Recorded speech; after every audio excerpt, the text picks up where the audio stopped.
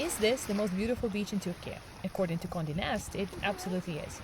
This is Ölüdeniz. It's a small village on the coast of the Aegean Sea on the outskirts of Fethiye. Fethiye, if you've never heard of it before, is a very cool but niche resort town, mostly favored by British tourists. There is actually a pretty sizable UK community here. So why is Ölüdeniz the most beautiful beach in Turkey? Well, one look is worth 1,000 words, so take a look.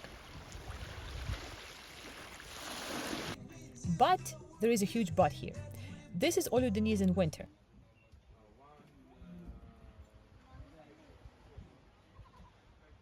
Ölüdeniz in summer looks like this.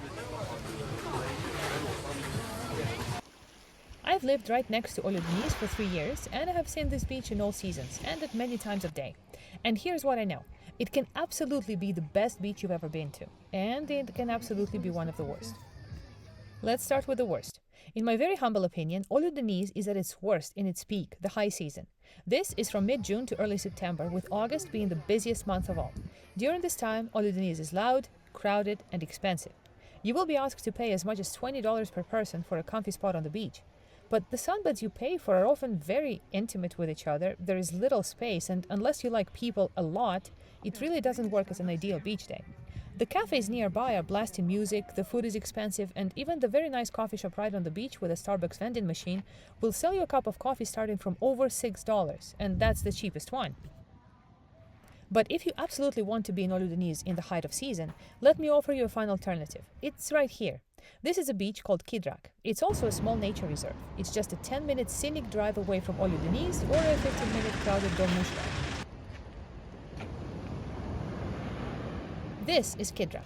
It's much wilder than Ölüdeniz. There is just one restaurant.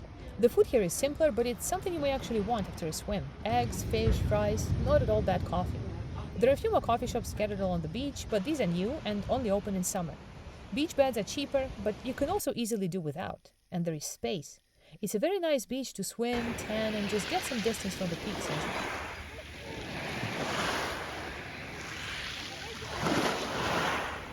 So the beach is great, but there is more. There is a mini pine grove right at the entrance with wooden tables and benches.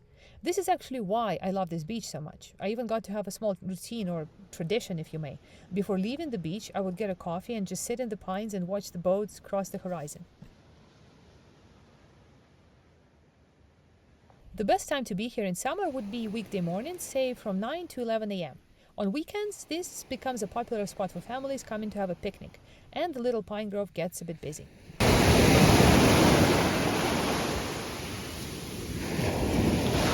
But we have digressed from Ölüdeniz, so let's get back to it.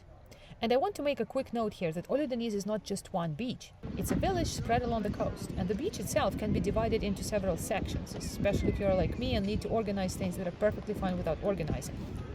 The most famous and beautiful part of Ölüdeniz is the Blue Lagoon. This is what I've been showing you so far in this video. It's also part of a protected area, and accessing the beach on foot will cost you 15 Turkish lira. Parking is this much, but keep in mind that prices in Turkey tend to change a lot, and this change is usually of an upward direction. When you enter, you will walk along a very nice path, drowning in greenery and framed by mountains. Closer to the beach, you will start seeing amenities, showers, changing rooms, toilets. The beach itself is a half circle. It starts out here. This is my favorite part of Blue Lagoon, right next to the Starbucks vending machine coffee shop. The water here is an almost tile blue, and you get to see paragliders soar right above your head. But getting into the water is tricky because of large sharp rocks along most of the coastline. If you want to avoid that, you just need to turn right at the end of the path. You will then find yourself here, on a very different looking beach. It's right opposite the one we were at before, but it's also its polar opposite in almost everything. The water is a different color here, it's a shade of light green. The waterbed is smooth and sandy. Getting into the sea is a breeze, and it's very shallow. This part of the beach is very popular with families because of the smooth entry, and it also has a small boat station where you can rent an SUP or a boat and explore further. Beyond the Blue Lagoon, Ölüdeniz is one uninterrupted stretch of sand. But again, you can still mentally divide it into a few sections.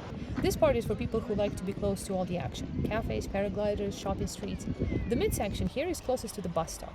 And the further down the beach towards Blue Lagoon you go, the calmer the beach gets, until you finally run into a wall of beach clubs.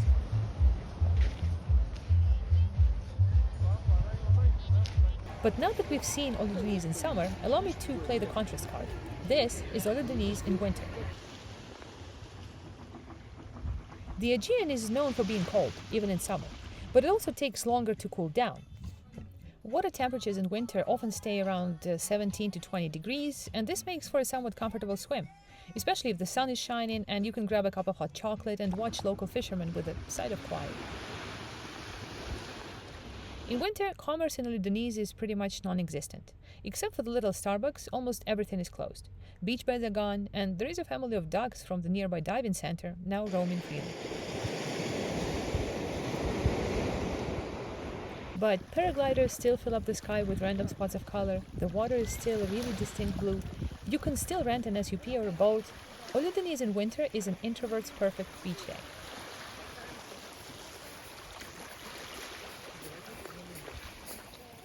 But there is also some time in between.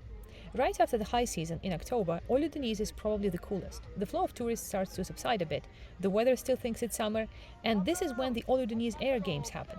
This is an annual paragliding competition that brings a lot of cool people to the village, and the sky above the beach becomes more animated than ever.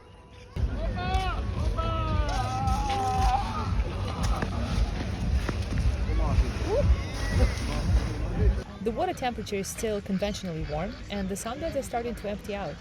The sun in October feels like it's in a low baking setting. It gives you a glow rather than a burn. If this is your first trip to Ölüdeniz and you find yourself somewhere in between an introvert and an extrovert with an adventurous streak, October would probably be the best time to come here.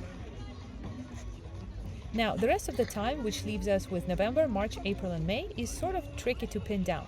Here, it can be pretty much anything. November can be either really warm and almost stepping on the toes of October, or there can be a snowstorm. I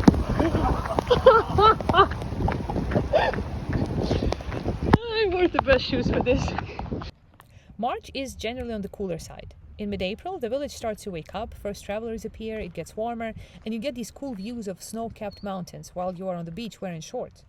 This is also when shops and restaurants will start actively preparing for the summer season.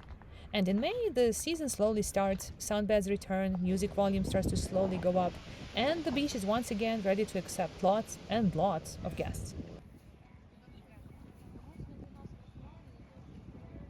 Now, if you find yourself on the roll and also want to check out the second most beautiful beach in Turkey, again, according to Condé Nast, check out this video about Lake Salda.